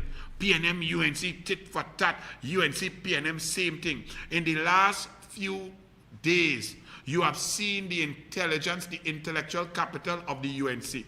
You have seen Kamala Prasad-Bissessar on 3 press conferences debating and discussing issues across the board with a variety of measures, telling you what she would do, what she would not do, what's right, what's wrong, and so on. You've seen the intelligence, the calm, answering questions without arrogance. You've seen Jolene John doing interviews. You have seen Damian Lyda, Senator Wade Mark, David Lee doing press conferences, Rudy Indar Singh, all of our UNC intellectuals dealing with issues. Vandana Mohit come down the road. Let me tell you something. I think I could do good interviews. But this interview has to be one of the greatest I've ever seen. It shows an understanding of the politics, of the system, of the parliamentary system, of the democracy, of the issues at hand. It was clear, concise, precise, brilliant, good innuendo, some good shots, good politics, but very smart, very sharp. I was very impressed. I tried to edit this video. I can't edit it. So watch the Lion. Lion, I'm impressed, my boy. Great interview. Fazir, I hope if I ever do an interview with you, you let me talk so too. Run it, Archie. Listen to the Lion. Hear him roar. This is UNC. And with a number of issues that are being described as controversial and very heated in many ways. By the way, will the opposition show up for today's debate on the Finance Bill 2021 this afternoon? Remember, that's another matter, of course, the financial situation facing Trinidad and Tobago. We're heading up towards another budget period and a budget presentation September into October. Well, let's get the perspective of Dr. Munilal, Member of Parliament for Urupuch East, former housing minister in the time of the People's Partnership administration. And because we invariably get into a cricket analogy at some point or the other, I'm being warned not to bowl any no balls. Well, Dr. Munilal, I'm sorry to say, good morning to you, by the way, that I'm going to be on the front line this morning. So they can call no balls. Sorry to say good morning. Yes, indeed. Good morning, Fazir, and thank you so much for the kind invitation. Indeed. Thank you very much for joining us this morning, Dr. Munilal. First and foremost, are the opposition going to turn up for Parliament this afternoon? Well, today, as you indicated earlier, and some people may know, is a very important finance bill to give effect to certain policies of the government, notably, but certainly not only, the liberalization of the fuel market, which is a critical matter. Our position on the Tobago matters, of course, that position is known. We can clarify later, but that is known so that today is a very important finance debate. This is not the same range of issues that are involved with the Tobago autonomy bills. And I believe that later today, the opposition will have something to say in the Parliament on the finance bill, and we look forward to several key speakers presenting on our behalf. And in relation to that, what do you see as the really key issues? Because I mean, finance in general would be key to our situation anyway, but this whole issue of the gas station situation, because that was presented in the budget last year, and we haven't seen that materializes yet. There are a range of issues that will culminate today. The government has been on record, as you know, as indicating their intention to liberalize the fuel market, to ensure that the stations, the NP stations, are privately owned, to move in the direction really of privatization and liberalization. Now, while that has been a policy revealed several years ago, I believe, the state of play, as you would say it, given the pandemic, given the economic decline, given the fallout in employment and business, and all that we are seeing and we are feeling, one suspects that now may not be the best time to embark upon some of these harsh measures vis-a-vis fuel in particular, and the impact on transportation costs, which is already escalating and so on. And today, I believe the Truckers Association or truckers will have some activity today to highlight some of their concerns. But having said that, I prefer not to overspeak because I don't want to preempt our position later in the Parliament. And some of the important issues that would be raised by key members of the opposition who have been researching and following this matter for several weeks now. And before we go into the Tobago issue, which would have generated a bit of discussion, I'd just like to get your general position, Dr. Munilal, on the role of the opposition. And I know you've highlighted this many times, but just give me your perspective. Well, Fazil, our system of government is the Westminster, and it's not the Westminster, as I hear people say all the time, but the Westminster system, which is a built-in adversarial, political, and legal process. We inherited that, of course, from our English institutional legacy. So it is government by opposition. And the English institutions, I don't want to again go too much into political theory, but English institutions are built on adversarial cultures, the court of law, the parliament system, other institutions that they produce. Over the years, there have been attempts, because of the nature of inclusiveness, participation, and so on, to move away from strict confrontation in political affairs and so on to, consensus building and so on. But our system is really built on that fundamental value of critical thought, critical appraisal to institutions. And whether it is in the court of law, whether it is in the parliament, whether it is in other systems as well, we believe that one must have a vibrant opposition to raise issues that establishment or person in office will not by definition want you to talk about. I have a unique experience, as you know. I have been in government on 2 occasions. I've served as leader of government business for 5 years.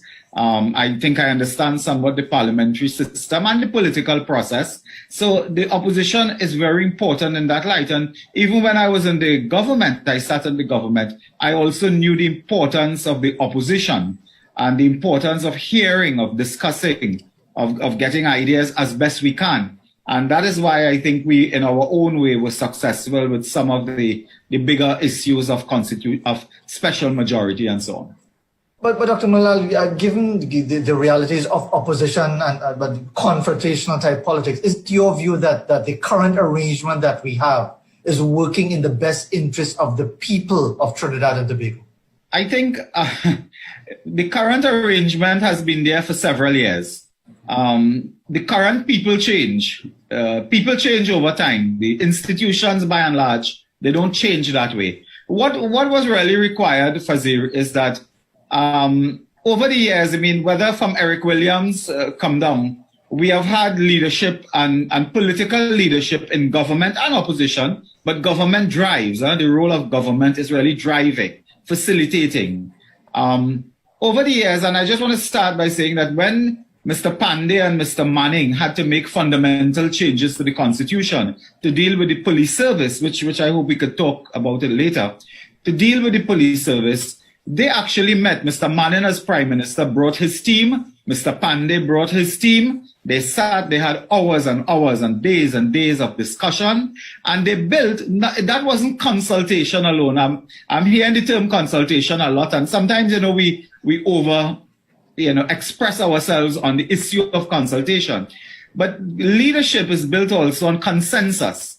And when you have to make really fundamental change to a society, now changing the nature and structure of the Union of Tobago and Trinidad is as fundamental as you can get. This is not an amendment to increase the fine for littering and so on. This is serious business. Leadership must build consensus, not just consultation. And over the years, we have seen that with, Mr. Pandey, Mr. Manning, Mrs. Prasad Bisesa, and others, when we have had fundamental issues like this. Now, the other point to put in the thing here is that we are asking for 2/3 majority, which is constitutional change of the highest order, so to speak. Normally, when we say special majority, we mean 3/5. This time we're talking 2/3, which is higher. The only time the partnership brought a bill like that in 5 years had to do, if you really recall, we called it the hanging bill. It was to facilitate the execution for murder and so on. That was the only time we ever brought something like that. These things are rare. But to do that, you require consensus building around the board, around the table. And I think that a fundamental flaw here is that the government itself took the approach that there will be no consensus building. We will come to Parliament, put our case, you will come to Parliament, put your case, and let's see where the chips fall.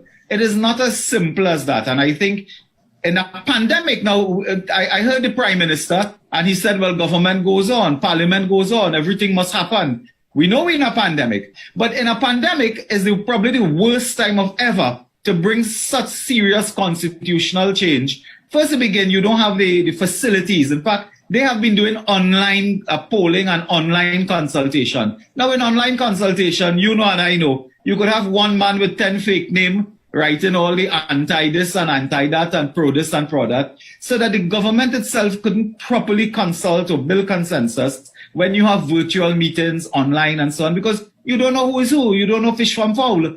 The other point about that is that in a pandemic, people are obviously concerned with their health, our health.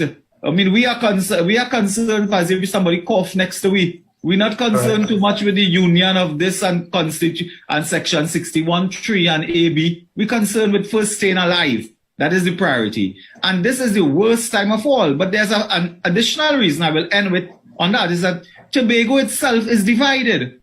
The island of Tobago just had an election a few months ago, of which the people did not build consensus or did not arrive at a party or a system that will allow one party to rule for the time being. So at the time when Tobago is 50-50 divided, you come now to say we're going to make fundamental change to the union, self-government, which we believe now is more of a dependency, and you cannot do it. And in the Parliament, it was a sham. I begin by saying that the House of Representatives is not Balize House. It don't work like that. If you're in Balize House and you make a good speech, somebody will pass a note and say, you're going good, continue. It doesn't work so in Parliament. We have rules. And Fazir, I have to immediately arrive at our position. You can't be playing the game and say it's 20 overs. And when you check the score at 19 overs, they say, okay, fellas, let me continue to the 50th over. It doesn't work like that. We have rules. When the Parliament was meeting on Tuesday or so, I was also carded to speak. So we listened to the government members. We knew the Prime Minister would intervene at some time. We would like an opportunity to reply and so on. The Prime Minister came, and a most amazing thing, I have the standing order before me here. There's a standing order here for educating people a bit. 46(1) and 2. This has been, something like this is in place for donkey years. Since independence, we have this. So this is not new. It says a minister may conclude a debate on any motion that is critical of the government. It doesn't say a minister may conclude a debate critical of the government. It is not the debate has to be critical of the government, because every debate is critical of a government, because there's a to and fro. It is an emotion that is critical to the government. And why did the framers of the standing orders put that? They put it because when the opposition move a motion, generally the man who moves the motion will speak last. But if a motion is critical of the government, the people who write this, including me, I was part of a team that wrote this, we believe that the government must have the last say if a motion is critical of the government. Not if the debate is critical. Every debate, unless you're giving greetings for Diwali, Eid and Christmas, everything is critical. But it is the motion. Mr. Rowley used that for him to wind up the debate, which was wrong. And then he came in the end and extended from 20 overs to 50 overs, which was probably, that was insult to injury or injury to insult. And we could probably spend the rest of the morning on that, but I just... But because there are so many others, but I want to what the Prime Minister said, because he had his media conference immediately after the leader of the opposition, the leader of the UNC, media conference, and he said the Speaker of the House looked over on the opposition side for someone to rise to make a contribution, and that didn't happen, which is why the Speaker turned to him to wrap up the discussion. Well, the Speaker, we are saying humbly, and I reiterate that it is the intention of the opposition to file a motion of no confidence on the Speaker to clarify these matters, to bring light onto it, and to advocate it. But we believe that the Speaker and the government cannot use the Prime Minister to wind up debate. It was not his motion. It was a motion of Camille Robinson Regis. She doesn't have the right to say, okay, I am here, I am not sick, I am not unwell, I am not leaving the country. But allow this man to talk for me. It don't work like that. It doesn't work like that. I cannot go in the parliament. I hear you on that, Dr. Munilal, but I just want to clarify. I just want to clarify just the one point. Sure. Was the opposition ready at that time to make a contribution? The opposition had speakers, including myself. When we looked, the government had speakers, of course. They sent several speakers, in fairness to the government. We knew there were other speakers like Mr. Stuart Young, Dr. Rowley, and others to speak who would like to speak. So there was a point when they were sending, I mean, with great respect to my parliamentary colleagues, they were sending backbenchers and so on. There wasn't much that I would say respectfully that you could rebut. I don't want to use the all-force term that you flinging out bushcard, but it's like you're playing and you have people speaking and you don't have much to respond. But clearly, if a prime minister is speaking, we expect that the prime minister will make policy announcements and so on, and he will be in a position to speak, and the opposition would like to respond to a prime minister or even a senior minister, and in this case, the minister of, the energy minister is a minister in the office of the prime minister and should be speaking on policy matters given his ministry. But the long and short is that what the prime minister did there was really a double sin. In the first case, you ought not to wind up, you cannot wind up a debate because the motion is not critical of the government. The debate is, not the motion. And they ought not to do that. The person who moved the motion, unless she was ill, unwell, unless she had a banking appointment or so, she could not give somebody else that card to wind up the debate. And secondly, when the man goes there, we are told 60 minutes to wind up. He finish, somebody on that side say, you're doing good, brother, continue. So you say, okay, I'll take a next hour. It doesn't work like that. And we have a duty, Fazir, to uphold the dignity of the House, to uphold the integrity of the House. It is not in our interest that the Parliament collapse. And enough is enough. There are sometimes you have to make a statement. And the walkout, yesterday, the Arapuchis constituency met in emergency session virtually and has mandated me as well to express publicly our support for the walkout. Because there's a point in which you just cannot allow something to happen. Then you could accuse us this morning of aiding and abetting the government in breaking the law. We can't do that either. So I would leave it at that for now. Sure, and we're going to take a break in a short while, and we'll come back and develop some other issues as well. But you just referenced the dignity of the parliament. Some will say, what dignity, given the behavior that goes on there? And two, you just talked about an emergency session of the Oropoch East constituency. Do we really believe that the Oropoch constituency would do otherwise than endorse what the party is doing? You don't know some of the executive members I deal with, but having said that, a member of parliament is not a member of the executive. That way they meet, they discuss. Sometimes they make critical points. Sometimes they do not. Sometimes they support me. Sometimes they may take a position that is critical of mine. It happens that way. So one cannot preempt, but they give support, and the support is important that they understood that position. So I would tell you that if Rowley feels that the House of Representatives is Bali's house, he has another thing coming. But just on that point about the dignity of the House, many will have pointed out that not just with this particular term, but just generally, that the way we conduct our parliamentary business is anything but dignified. Well, I would tell you this way: the Parliament is not a bishop's tea party. It is not for the faint-hearted. There are issues that people are emotional and passionate on. But generally, I believe over the years, if I'm to generalize, our Parliament, unlike many in the world, have maintained a semblance of dignity and integrity. I mean, we haven't reached the point where people fling chairs across the floor yet, but we don't want to reach there. And in fact, that is the point I'm making, is that there are some countries in the world, in Asia, in Latin America, and so on, when the parliament collapses, people get up from their chair and they do other things. And those other things are atrocious. They undermine our values. They undermine how we believe civilized society should conduct itself. And we cannot reach there. But we will not reach there if we take strong positions on the integrity of the parliament, which we all have a duty to protect. Dr. Munilal, we'll pause for a moment and remind everybody of the COVID-19 protocols as well. But when we come back, we'll continue our dialogue and indeed there's a number of other issues in the politics. You said you wanted to talk a bit more about the police service situation as well, which we'll also get to. But let's take that break. And as we do so, let's give you those important reminders about the COVID-19 protocols, because we have to constantly remind ourselves that we are still very much in a time of the pandemic. We'll go to the break with those reminders and then return to our dialogue.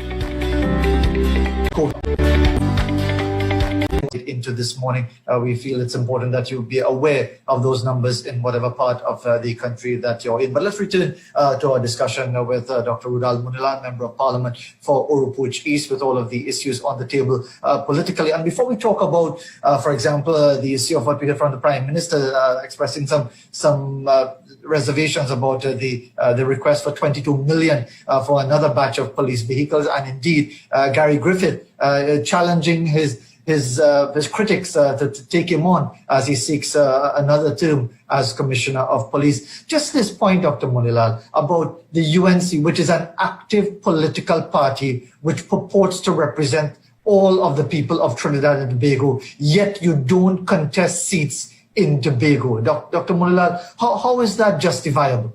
Okay, well, let me say first that in the Parliament over the years, the PNM has been raising that issue almost exactly as you do. And they put it in the place in the context that you want to speak on behalf of the Twin Island Republic, but you don't field candidates in one island. Now, what that is wrong. In fact, they were corrected a few days ago. The UNC have over the years fielded candidates. I believe both Jerlene John and Beverly Ramsey Moore were candidates of the UNC in an election sometime before. So it is wrong to say we never did. But having said that, the UNC's approach is a different approach. It is rooted in our constitution. It is rooted in our values. We have three fundamental values. We believe in equality, we believe in social justice, and we believe in national unity. Those concepts are rooted in the Constitution of the United National Congress. But to represent the people of Tobago, you just don't have to put a candidate alone. Our model of representation has always been partnerships. We have always been involved with partnerships with the people of Tobago because we believe that the people of Tobago knows best their situation. We don't believe that we can sit on St. Vincent Street and make the law for Tobago, allow the people of Tobago to represent themselves, who comes from the village, who comes from the bosom, who comes from the bowels of the people of Tobago. And when they come, we work with them. So we have built a partnership model. Now, the PNM cannot understand that because they have a unilinear approach to politics, a unitary structure, meaning that they will field a candidate in the smallest village in the most remote part of an island. And that is fine if it is the PNM way. Our way have been partnership building. We have been doing that. This is why we argued strenuously that the people of Tobago must build consensus as to how they want to get forward. That cannot be determined in Balize House and on St. Vincent Street, Port of Spain by the PNM and by Keith Rowley. So I will leave it at that for now. Sure. And is that confirmation, therefore, that you are aligned with the Progressive Democratic Patriots? So it is confirmation that we are aligned with any group of people in Tobago who would speak to us. And this is the next thing I want to say quickly is that, they build this kind of, I saw somebody on the Facebook quite rightly said the other day, call me UNC if you want. I don't care. So what happens if somebody is aligned to the UNC or somebody's view at a point in time synchronized with the opposition UNC in Trinidad? Is that a crime or that's a criminal offense to say, I support the view of the UNC on this occasion? So somebody wrote a statement and said, call me UNC. Nothing is wrong if we build alliances and partnership with people in their specific locality who we believe can better represent the people on the island of Tobago. And when we go to Parliament, we listen to the views of all. We listen to the PNM, of course, but we listen to the views of all. I hear you on that, Dr. Mullah. Thanks for at least responding to that particular perspective, which, as you said, you would have heard many times over. Let's get to the police situation and what we are seeing now from the Prime Minister expressing his reservations about this request for 22 million for police vehicles. And, of course, Gary Griffith seeking a second term as Commissioner of Police. Well, let me begin by saying that I have also had the opportunity to sit for, I believe, 5 years as well on the National Security Council and to work with law enforcement over the years and particularly the police service because of the nature of law enforcement. And the last time the police service, I believe, purchased vehicles and got their full allotment, which they asked for, was in 2015. Today, I was appalled to hear the Prime Minister of the country speaking about the police service and saying SUVs costing $22 million and 80 SUVs for that is too expensive. Tell them go and look for cheaper vehicles. Now, that is $275,000 to $250,000 for an SUV, which in the scheme of things is not big. I mean, there's a minister of government, it was on the social media, purchasing a high-end Land Cruiser for $703,000. The vehicle for the police is less than half the price of a high-end vehicle for a government minister. Having said that, Fazir, I have no difficulty with ministers buying high-end car. That is part of their terms and conditions. But in the police, you cannot buy sedans. We had the same discussion when I was there. When you have big burly policemen with bulletproof vests, with 2-3 gun on them, with all this equipment on them and so on, torchlight on one side, handcuff on the next side, you can't put 3 policemen like that in a Tida to sit down in the back of a wet man or to sit down in the back of a sedan. It cannot work that way. Then police vehicles, by definition, police vehicles, you will take 4 years to use a vehicle to get a certain mileage, 100,000 miles or whatever. The police will do that in a few months. The police cars work 12 to 15 hours a day. A normal vehicle for a householder in this country will work 2 hours a day, more or less, if at all. Sometimes Saturday and Sunday, you're home, your car park up. Many people have cars, they have to go and tumble the engine, take a drive around the neighborhood to make sure it's working. 15 hours a day for the police vehicle. They have cut the police budget by $170 million, Fazir. Recently, you would follow a finance bill. They had $200 million for spying equipment, but cut the police goods and service budget by $170 million, or 33% of what they want. Today, garages won't fix vehicles. So Rowley stands up and say, fix the vehicles. You have graveyard a police vehicle, but you give them no money to fix vehicle. It is the private sector. I have mechanics in my constituency who offer the police to fix their vehicle free. Sometimes the policeman takes a few dollars from his pocket to fix for minor repairs if you have to buy a bulb, for example. So that the government will not give the police money to fix their vehicles. They slash their budget. They know that police vehicles burn up a lot more because they can do what ordinary people do in 4 years. They take 1 year to do it. And they are not giving the police vehicles. The police owes private garage in this country $30 million as we speak. They have no money to pay them. Garage closed the door on the police. And the Prime Minister says, now you can't fix your own vehicle, so don't ask me for new expensive vehicle. While his ministers could drive vehicles 3 times the cost of a police vehicle. And they're not chasing down bandits. They're not carrying exhibits in the vehicle. They're not going through rough terrain and so on. So this is a point I wanted to raise, really, the hypocrisy of the police, of the Prime Minister in not understanding, and he has been there some years now, that every 4 years you have to change around the police service cars and vehicles. I mean, we watch TV. If you look at LAPD, you look at New York Police Department and so on, almost every division operates with SUV, operate with these heavy duty vehicles because of the nature of work they do. You cannot provide them with these small cars and so on. So I wanted to raise that matter. The other matter you raise, of course, is the police commissioner's reappointment. Yes. Now, what I can say is that there have been amendment. They have moved by order to amend the process, the selection order, so to speak. Now, we believe that there are some fundamental flaws with that. I believe in the Senate, they have filed what is called a motion to negatize. It means that there's a motion to undo it, so to speak, because they have removed certain processes. Having said that, that will go to the Senate. I don't want to preempt that debate as well, but what I can say, I mean, personally, of course, I will have no great difficulty in the reappointment of Gary Griffith for another 3 years, as the case may be, whatever is the contractual time, unless there's some phantom candidate that we don't know of, more qualified and more experienced and so on. Mr. Griffith, as you know, is a very passionate, emotional person when it comes to his job, public duty. He handles criticism, unlike, I believe, some of us. Maybe, I don't know if he's probably more diplomatic than I am, but He handles criticism in a I doubt different very way. much that people will classify Gary Griffith as diplomatic. Well, I don't know any other side of him, but having said that, he has his way.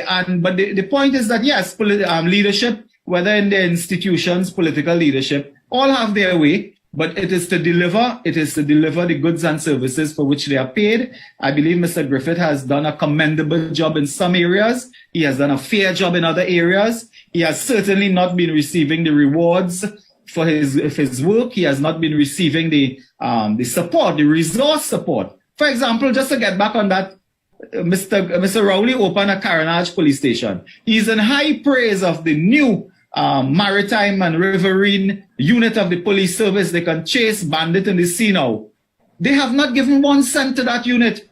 They have not provided resources. They have 6 Damian boats parked up in Chagaramas. They don't have fuel. They don't have manpower. I use your station again to call on the police to make at least 2, if not 3 of those boats, make them available to the Trinidad and Tobago Maritime and Riverine Patrol Unit, so that the police can use those resources that park up there. This government only buying new boat.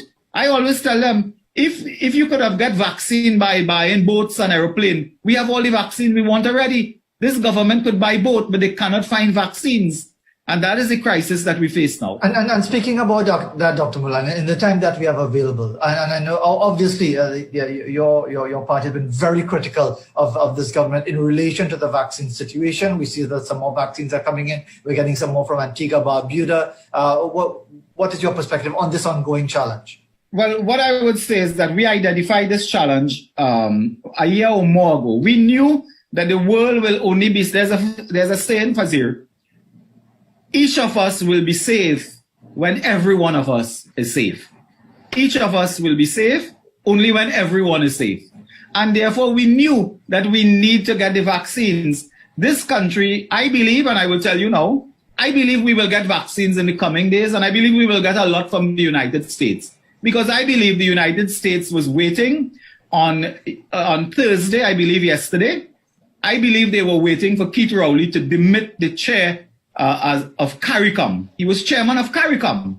And I believe that no government will assist CARICOM that way unless he was removed or he demitted office. He demitted office yesterday. I believe we will now see a flow of vaccines coming, particularly from the United States.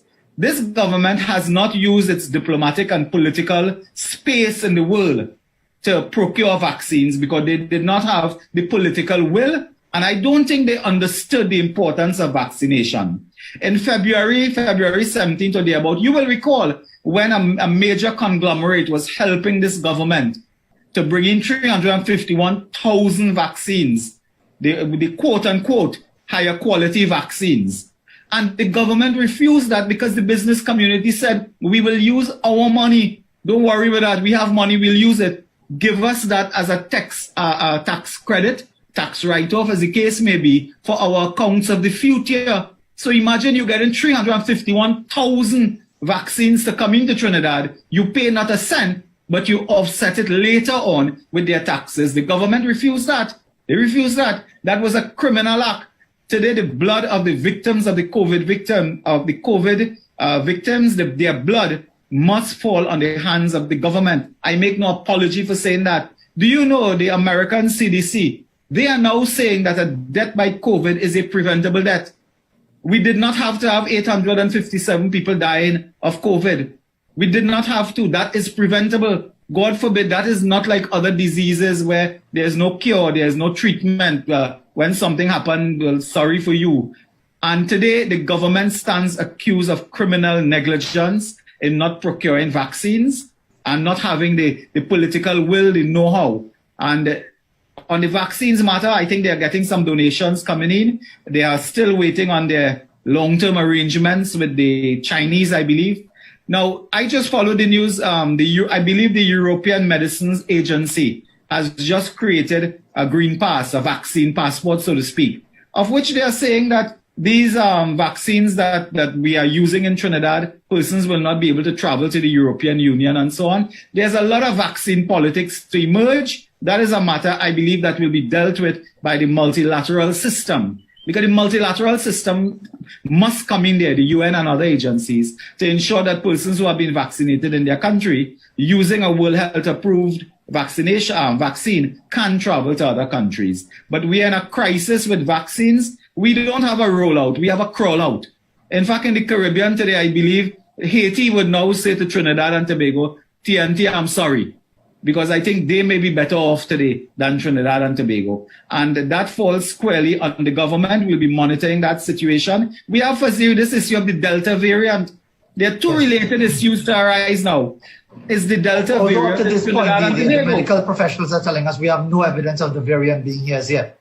And that is good. I'm so happy to say that. And we pray that that will remain so, because we had no evidence of COVID being in the country as well. You know that.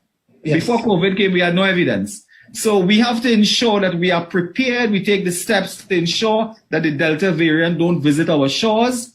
And the other matter is that I don't want to talk too much because last time I think I got in trouble. The Sinopharm vaccine we are giving, several areas of the world are doing that. There are over 90 countries giving the Sinopharm vaccine. Many countries have decided that to be 100% sure, persons should get what is called a third booster dose.